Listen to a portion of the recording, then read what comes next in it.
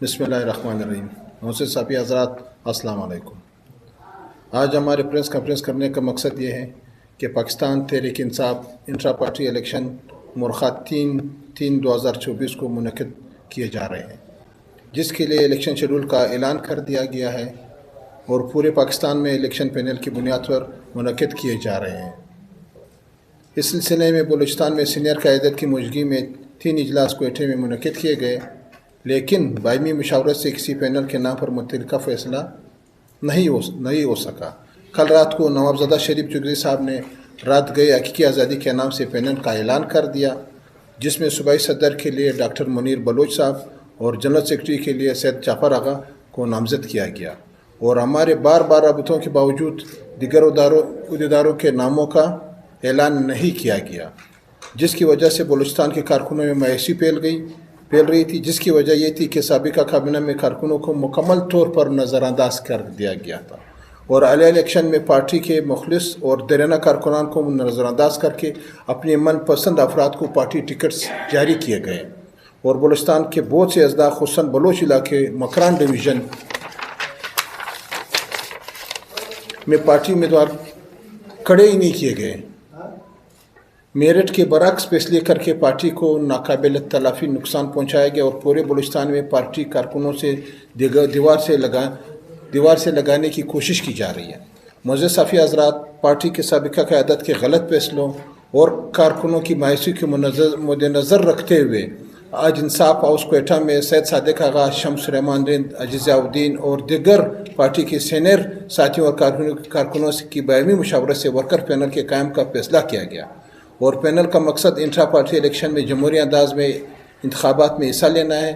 اور بلوچستان میں کارکنوں کے مسائل حل کرنا اور پارٹی کے مورال کو بلند کرنا ہے۔ آج P T I worker panel کی طرف سے صوبائی صدر کے لیے سید صادق آغا اور جنرل سیکرٹری کے لیے امیدوار سید شمس سلیمان رند ایڈوکیٹ اور دیگر اداروں کے کاغذات نامزدگی ریٹرننگ افسر بلوچستان سید اقبال شاہ ایڈوکیٹ کے پاس جمع کرا دی گئی ہے۔ ہم بلوچستان کے تمام کارکنوں سے اپیل کرتے ہیں کہ ورکر پینل پارٹی کا محافظ ہوگا اور کارکنوں کے مسائل کے حل کرنے کے لیے ہر اول دستے کا کردار ادا کریں گے، اور بلوچستان میں پارٹی کو متحد اور مستحکم کرنے کی بھرپور کوشش کریں گے۔ آخر میں میڈیا کے توسط سے گزارش کرتے ہیں کہ ابھی ہمارے شنید میں آیا ہے کہ ووٹر جو کہ پہلے سے رجسٹرڈ ہے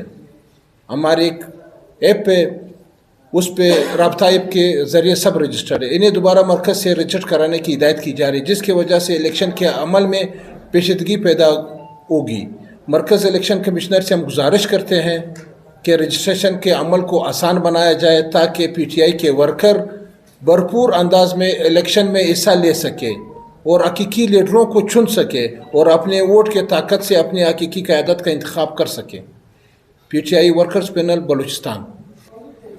دیکھیں، الیکشن ایک جمہوری عمل ہے، انٹرا پارٹی الیکشن ہونے جا رہے ہیں، اور اس میں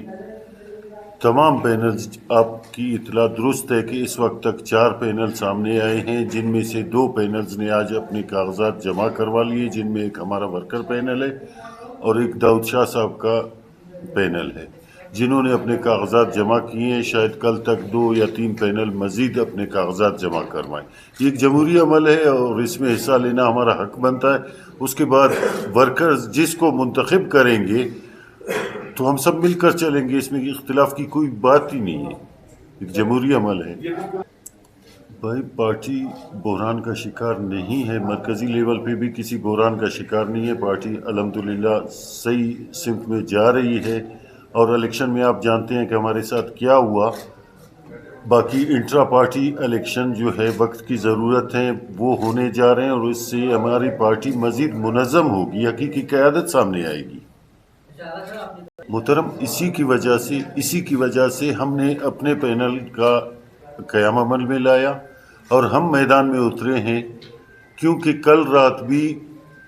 گئے تک ہماری میٹنگ چلتی رہی، تقریباً 10 بجے تک میں خود وہاں پہ موجود تھا، صادق آغا صاحب تھے، دیگر ساتھی سارے موجود تھے۔ تو پہلے تو وہ پینل اناؤنس ہی نہیں کر رہے تھے، اور ہمارے نکلنے کے بعد آپ سوشل میڈیا